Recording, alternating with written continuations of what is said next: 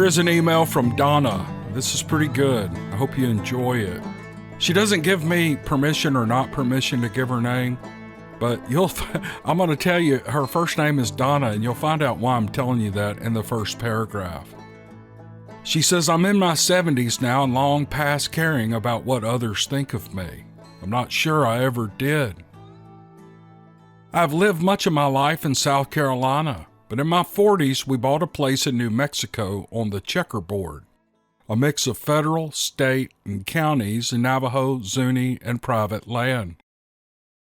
Any major issue out there brought a real assortment of law enforcement officers.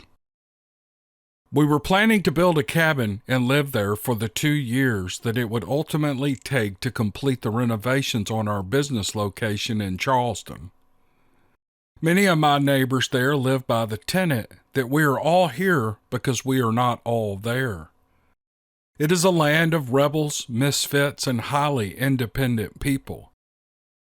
One Navajo man told me that everyone who lived out there on our patch of private land were tax dodgers, small-time crooks, crazies, marijuana growers, and fugitives. And then he advised me that we should move. He was a nice man, and after that, he checked on me from time to time and became a real friend. Once we settled in, I would often stay home when my husband went to Grant's or Gallup for building supplies, so it was not unusual for me to be out exploring on my four-wheeler alone. I rode all over our 50 acres and out onto the state and federal land. I was in the woods a lot by myself, learning the area and getting acquainted with the flora and the fauna. We do have both black bears and mountain lions, but I have only seen mountain lions from time to time. I haven't thought about these incidents since 2003, but your stories brought them back to me. It all seems just as surreal now as it did back then. It was on one of those occasions when I was home alone that it all began. I was clearing brush from around our camping trailer, building a fire pit one day with my cattle dog. I was quite focused on what I was doing when I was suddenly overcome by a sense that I was being watched. I looked around me, but I saw nothing. We are on a high plateau, and our land is pretty flat with sparse trees and almost no bushes, because at that time cattle grazed on the subdivided ranch our place was part of. It was reasonable that I would have been able to see anything out of place nearby, and I continued working for a few minutes until an odor came over me. It was a smell of a poorly tended garbage dump with overtones of dead things, and a touch of heaven only knows what else. I paused at what I was doing and looked at my dog to see if she was reacting to anything. She could not have done a better point had she been trained to do it. Now, this was a dog who regularly chased cows away from our place and had no fear of large animals. She was, after all, a blue heeler. Her reactions put my senses on high alert, and I looked around me. First, I looked at our camper trailer and decided that anything that wanted to get into it would have no trouble. I then turned to my old Dodge truck and I decided that it was a better choice. When I opened the door, my dog practically ran over me to get in the truck. That was not terribly alarming. She loved to drive in the truck, but she didn't stop there. She got onto the floorboard and curled up into a tight little ball. Well, I was inspired to join her as quickly as possible, and I locked the doors behind me. I was living in the hope that the truck would be more secure than the camper. Also, at that moment, I vowed to carry a truck key with me from now on. As it was, I was going nowhere. We sat there for 10 minutes before I rolled down the window enough to tell that the smell was gone, and I got out and blithely went back to work. My dog chose to stay in the truck, so I left the door open for her, and by the time my husband got home, I had pretty much forgotten about it, and I felt pretty silly for hiding in the truck just because I smelled something stinky. After that, my life went back to normal. I still rode my four-wheeler and I hiked all over the place by myself. I was just happy to be outdoors and free to roam. My dog had evidently forgotten about it as well. She was always the first one on the four-wheeler when I would go for a ride, and always on my heels when I went for a hike. 5 years later, I was heading to a potluck at a friend's place. I was about 2 miles from my turn when I came to a curve known for the seasonal buildup of mud or snow. If we made it through the curve without getting stuck, we'd always give a short prayer of thanks for doing so. As I came out of the curve, I saw a large, dark form that my brain tried to twist into the form of a cow flailing miserably.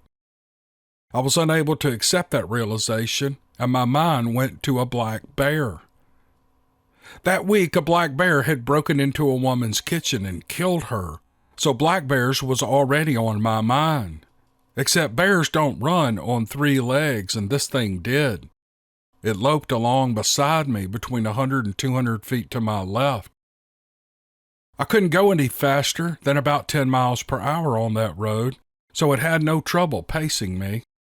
It stayed with me until the last 1,000 feet or so of gravel. It didn't feel threatening, and it didn't seem to tire. It just loped along beside me. I told the woman at the potluck about it, and one of them, who had lived out there for decades, called me several days later and asked me to come over. She had a medicine man at her place, and she wanted us to talk. He listened to my story, and he told me that it was one of the elder brothers and that I need not be afraid of it. My friend paid him the customary gift of tobacco, and he went on his way. We'll be going back to New Mexico in a month or so, and this memory will not keep me out of the woods. Sadly, my dog has been gone for years. My walks will be solitary, and there will be more seat room in the four-wheeler without her. And now I'm going to have go have a good cry over my long-lost cattle dog. That's not the end of the story, but she has the name of her cattle dog, and I don't want her to hear this and not think that I at least attempted to pronounce the name of the cattle dog. But the name of her dog is, I think, Pitale. I'm trying to find it here. Pitaleah. Anybody know what that says? I don't know. And I didn't want to mispronounce it, but now that I've gotten to this point in the story, and she has very fond memories of her dog, ma'am, I don't want you to feel insulted I didn't pronounce your dog's name or say your dog's name, but I just don't think I'm pronouncing it right, so I'm sorry. But the dog's name is Pitale. Pitale.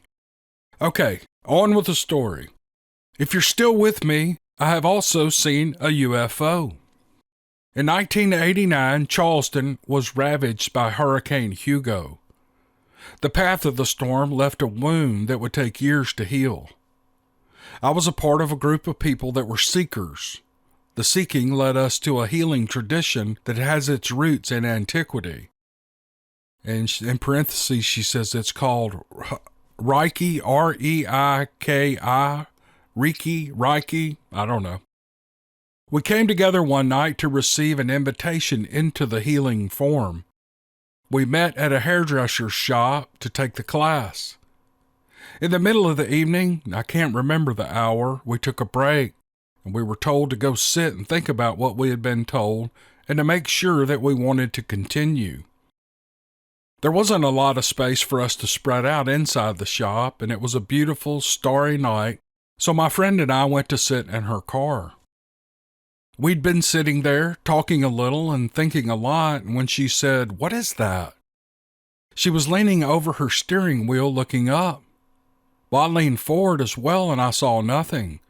And then I remembered that it was a beautiful starry night. I should at least be able to see the stars.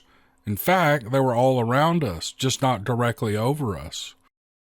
We got out of the car and watched as a massive triangular-shaped object passed overhead. And then we got back in the car and we sat there stunned. Later that evening, we checked in on each other just to make sure we saw what we thought we saw.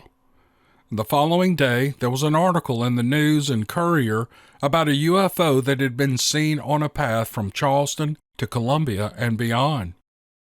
The whole experience of seeing something by virtue of not seeing the stars, something that must have been an acre in size, still leaves me speechless. My friend and I talk about this incident once in a while, just to check in and validate our sanity. Well, those are my stories, and thanks for listening. Blessings upon you. And she signs off, Donna. Well, thank you, Donna. Blessings back to you, ma'am.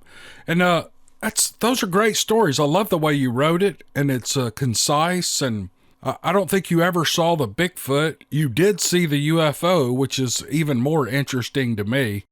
These triangle-shaped UFOs, I have a brother-in-law, Russell. Russell, if you're listening, how's it going, brother-in-law?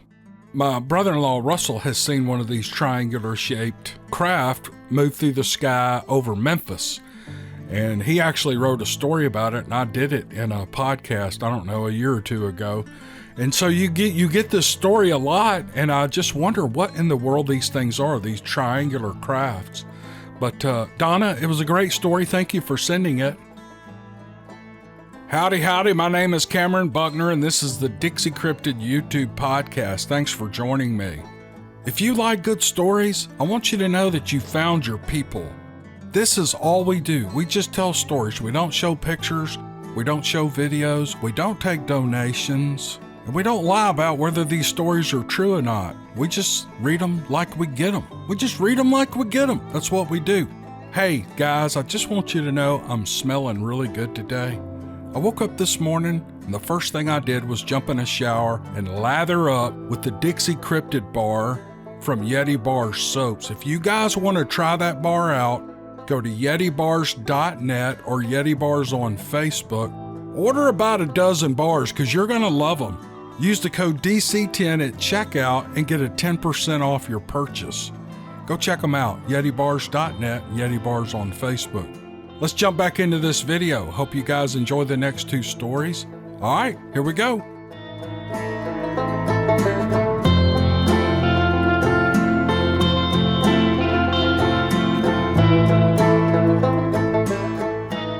This story is from Mike. Mike is a musician, and Mike and I have talked a little bit. He's offered to, a year or two ago, he offered to let me use some of his music. He's got CDs out, and he's a good blues player. I just want to say hi to Mike. I've had his story for a while, and I'm just now getting to it. But I couldn't use his music because it's copyrighted. Even though he gives me permission, the CD distributor watches those copyright infringements, and it gets picked up real quick on YouTube. So I just buy my music from different websites where I don't have to worry about that. But enough of that. I just wanted to say, hey, Mike, and I appreciate the offer on the music. But he sent a story, and this is pretty good stuff. Here's what he writes. I have a few stories to tell. The first one is my father-in-law's, and it was told to me by my wife. This occurred in Celebes, Indonesia. I think I pronounced the town right. Around 1970, give or take. Celebes is a horseshoe-shaped island near Borneo. My wife's father recounted this story to her, and it happened on a cross-country motorcycle trip when he was around 55. My wife's English is not very good, so I'm translating this from Indonesian. Getting all the details is a bit of a chore. Also, her father passed away 5 years ago, so some of the story may have been lost to memory. He was trying to save time on this trip, so instead of following the highway, he cut across the wilderness. It really was cross-country, and as he was traveling, the bike suddenly felt like a big weight had been added to it, and it wouldn't move forward anymore. He got off the bike to see what was the matter, and behind him stood a huge person. In fear, he dropped to his knees to pray, thinking he was about to die. The last thing he saw before he closed his eyes was its feet. After a while, he opened his eyes and it was gone. My impression is that my father-in-law referred to this thing as a person because he had no other term to describe it. He never saw the face, nor did he describe in detail what the legs and feet looked like, other than that they were huge. The fact that he was so close to it but didn't see the head should provide some idea of how big this thing was.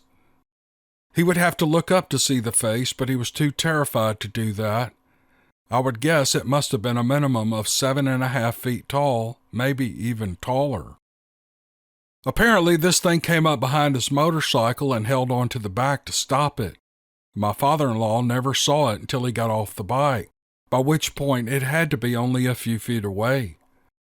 He never mentioned that it had an odor or made any sound. I believe the incident took place at dusk, so he wouldn't have been able to see much since there are no lights in the jungle. My wife said her father told her this story only once, I think as a cautionary tale. He wanted his family to know it was dangerous out there. He told her that the story scared him as much now as it had years later. It was like it only happened yesterday. My next story comes from my wife's grandfather, and it happened on the same island, but a different part of it. I'm not sure on the time, maybe the early 1900s, and it may have happened as recently as 1920. My wife's grandfather and some friends of his were going hunting. It was a large hunting party of about 10 people, and they decided to explore a cave they'd found at the bottom of a ravine. They were looking for bird droppings, or guano. They heard something from inside, and it startled them enough to make them start running. Most of them scrambled up and out of the ravine, but one person fell back down. They threw a rope down to him to help him, but he told them he couldn't climb out. Something was holding his foot. They heard more noises like people scurrying around. They were loud, marching noises. It wasn't just one or two people, or whatever they were. It sounded like a whole group of them. The others fled in fear, leaving the man to fend for himself, and he was never seen again. This story, like my father-in-law's, was told to warn the children of the dangers of the jungle. These men apparently stumbled on a bunch of, or a society of, some kind of creature.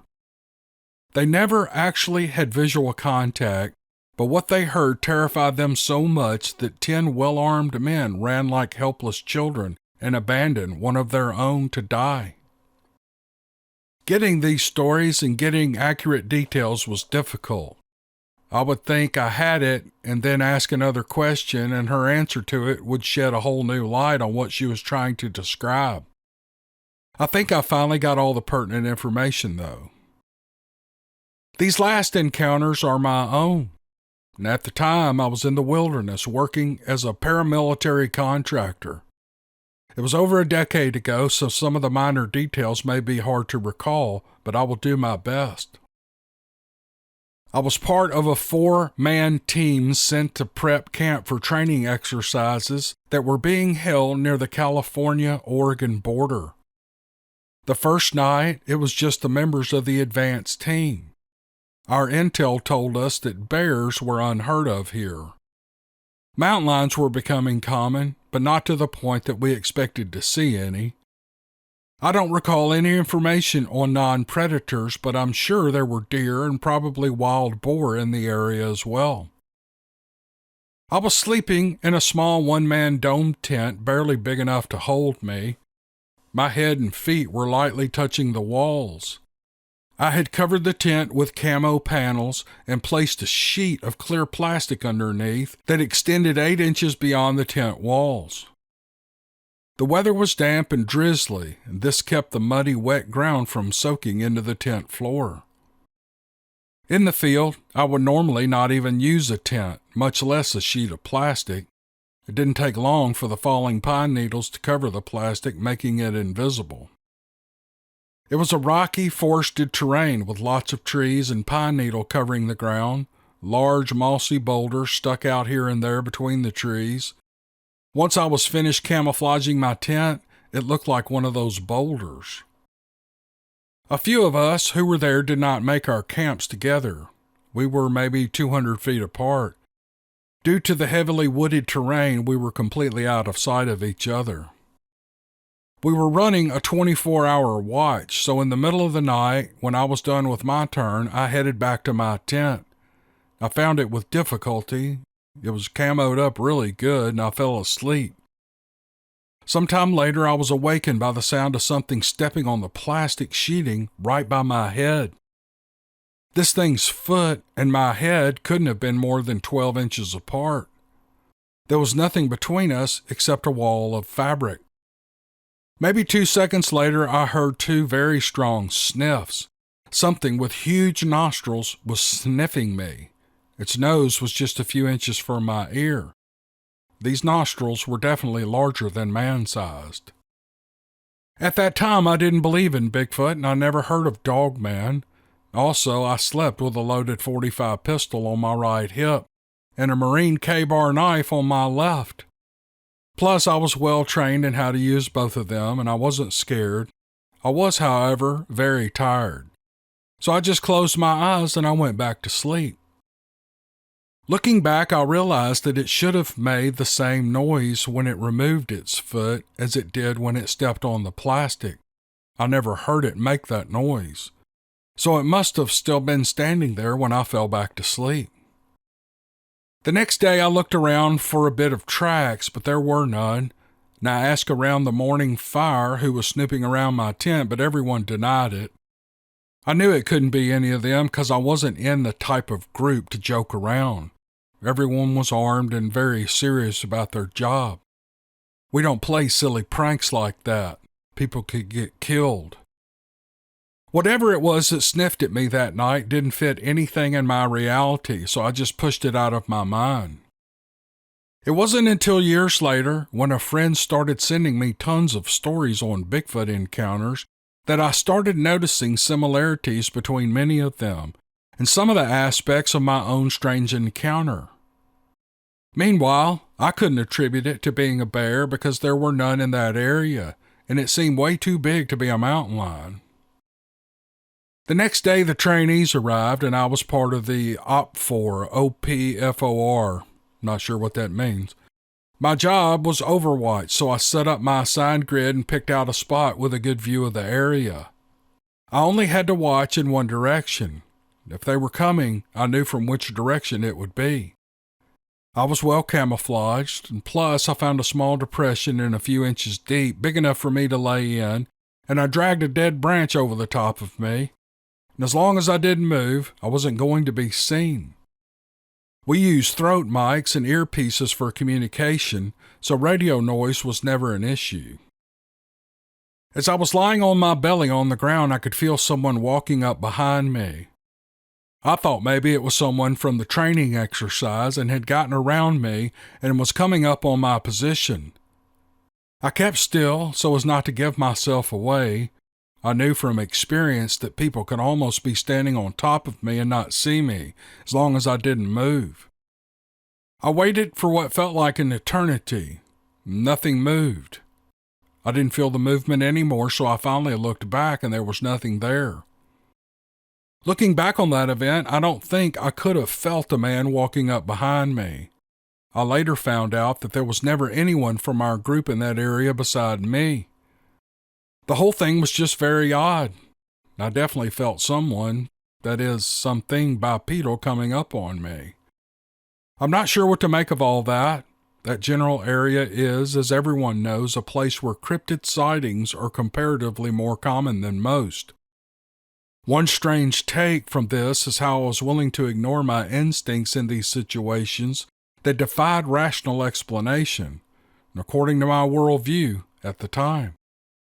And that's the end of Mike's email. I think his 2 experiences there at the end were really anecdotal. It's one of those deals where, could have been, might not have been, sometimes I hear things, like if I'm tent camping, I hear things on the outside of my tent, they're clear as a bell.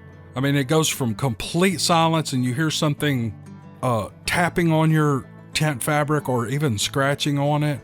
And sometimes it's water falling off a tree. Sometimes it's pine needles that fall and they scrape along the edge. And it kind of makes you wonder, and you listen up. You sure listen up. But the second encounter, when he could feel someone walking, I don't know if he means that the ground was shaking or kind of vibrating or what. But he says he felt it, so could have been a Bigfoot. And then the 2 stories from Indonesia are fantastic. could those be tales like we tell here in the United States? Don't go out in the woods, the booger man will get you. Could be something like that. Mike, thanks for the email. It was a great story. I really appreciate you. Thanks, buddy. All right, this email is from David, and I enjoyed reading this story. I hope you like it. He writes, I'm a musician from Chicago by way of the United Kingdom. We moved from England to Sister Bay, Wisconsin when I was a kid, settling in rural Door County next to the only boggy area on the whole peninsula. Today it's a protected area. To be fair, I've been into Bigfoot ever since I saw the Patterson-Gimlin film on In Search Of. So much so that my dad would tease me saying, you better get in here before it gets dark or Bigfoot will get you. So it didn't take much for me to imagine one in the woods just off my driveway. In a way, Bigfoot was just part of this new world in the American folklore that we had joined in moving to the United States. I never did see one in those woods, but I have always believed.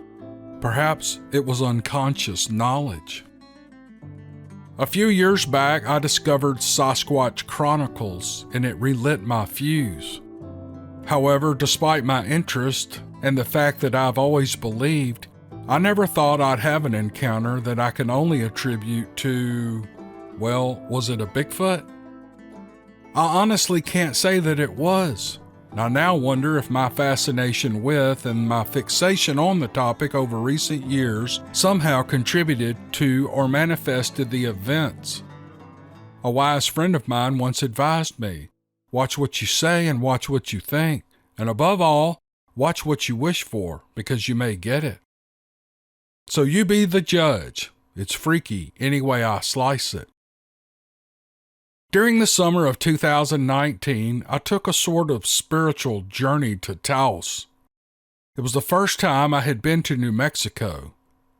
I had been invited by a Dine Navajo friend, I think I pronounced that right, Dine, D-I-N-E,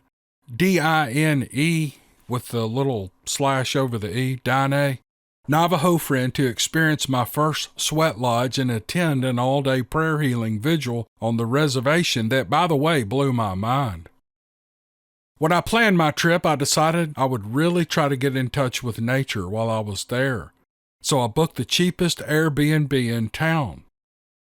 For $33 a night, I got a converted old ice cream truck with a couple of cots 100 yards from a kindly hippie folks who owned the land and ran the Airbnb. When I shared my accommodations with my family online, they joked, this will go well, and they would have been correct. After enjoying dinner and some live music outdoors in the town center, I returned to the truck to settle in for the night. Before hitting the hay, I decided to sit outside, play some guitar, and smoke a bowl. I lit a candle that was set in tall glass, but it kept going out despite the fact that there was no wind. Well, this struck me as odd and left me with a vaguely spooked feeling. After I lit it for the third time and it went out again, I got really quiet. The truck was nestled into some trees, perhaps shade, and there was a thicket that now had my attention. I got what a stoner buddy of mine calls the nudge, so I decided to tuck in. I remember thinking about the fact that Taos is 6,000 feet above sea level and saying out loud, you're at high elevation and maybe a little too high. When I got to my cot, I checked my phone and found that my brother had sent me a text. Good luck falling asleep out there. I bet it's squashy, it read. That really didn't help, and it kind of made me angry. He struggles with insomnia, and I guess he figured now it was my turn. I was already worried that it might be hard to get comfortable in the narrow metal cot, and now my mind was filled with the image of a Bigfoot pressing its face against the large back window of the truck. It gets cold at night at that elevation, so the Airbnb provided a knitted old school granny blanket for extra warmth. I've never liked heavy blankets. I overheat. But as I lay there, it began to get a little chilly. so I reached down and pulled the blanket up to my chest, to my shoulders with my right hand. And then something pushed my right arm downward softly by the tricep. It felt like a giant hand. "Who's there?" I shrieked into the darkness. For a moment, I sat there in silence, trying to get a grip, and the hair on my neck was standing on end, even now as I write this. At that moment, even the hair on my legs was standing up, the first and only time in my life I can ever remember having that reaction. I lay there thinking, that didn't happen. That really didn't happen. You need to relax. That didn't happen. You're freaking out. Calm down. And with each passing thought, I was getting less and less relaxed and more freaked out. Calming down didn't feel much of a possibility. Meanwhile, I was frantically trying to rationalize and seeking any explanation to justify what I had felt.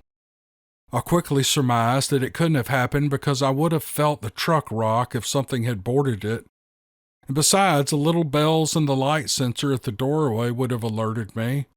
And now I was thinking, should I stay or should I go? No sooner did I mentally pose that question than the whole truck rocked forward and then back. I had my answer. I should go. I jumped up and turned on my cell phone flashlight, and I grabbed my stuff and threw it in a duffel bag, and I flew out the truck and into my car wearing only my boxers. I tore out of there and headed straight for town. The kind lady at the Casino Lodge de Taos managed to scare up a room for me just after midnight, for which I am eternally grateful, even though she said, "Sting is in town and we close in 5 minutes. You've got 10 minutes to get here." The next morning, I met my friend in front of the hotel, which was, ironically, our meet-up place. And when I came out, she took one look at me and said laughingly, "What happened to you? I thought you were staying out by the mountain in an ice cream truck. You been messing with Sasquatch?" "Yeah, I guess. Maybe, kinda maybe," I mumbled. Then she said point blank, "They don't have to take physical form, silly. They know you're here." I returned to the Airbnb to explain why I left and to grab some things I had inadvertently left behind. I explained that I wouldn't be staying there the next evening, and they were totally cool with that. I even saw later that they had refunded my stay. While I was back at the truck, I tried to physically make it rock like it had done the night before, but I couldn't make it budge. The crazy thing is, this isn't where the story ends. Before our sweat lodge, I decided to take a ride into the mountains and have a look around. And what I did next was really stupid as I think back on it. I saw there were some trails to Lobo Peak, so I decided to take a little hike. There was a pullover area with a car already parked there, so I parked my car and set off on the trail. 50 yards into the walk, I saw a couple of hikers coming toward me down the path. We smiled and we said hi as we passed each other. They were obviously headed back to the car that I'd parked next to. Everything seemed perfectly normal. That's why I was so surprised to find the trail blocked another 100 yards up. There were 2 6-foot logs placed in an X across the path. Technically, it didn't prevent me from going any further. I could just step over the logs, and the Forestry Service hadn't put up a sign, which was odd. And why didn't the people I'd just passed say, "Hey, the path is closed"? Or didn't they think anything of the big X? As I approached and looked closer, I noticed all kinds of other branches and stems that looked like they were intentionally placed over the X, some spelling the letter A. My last name begins with A, and I got a weird feeling, and I thought, if I walk past this X and something bad happens, I'll have no one to blame but myself. I took pictures of it and went back to the car. I hadn't given any thought to the possibility of mountain lions and bears, or that I had 0 cell phone reception. Looking back, I have to wonder if someone or something was looking out for me, or maybe just saying hi. Maybe that's why they call New Mexico the land of enchantment. That's the end of his email. That's a cool email. This whole video is 3 stories of people just kind of suspecting that Bigfoot is involved in what's going on. I don't even know if you could call this a Bigfoot video, but they're great stories, and they're people who have listened to characteristics of Bigfoot encounters, and they're putting it together, and that's interesting to me. And you know what? Listening to people's different experiences are awesome. I love to hear them talk about it. I love to read their writings on it.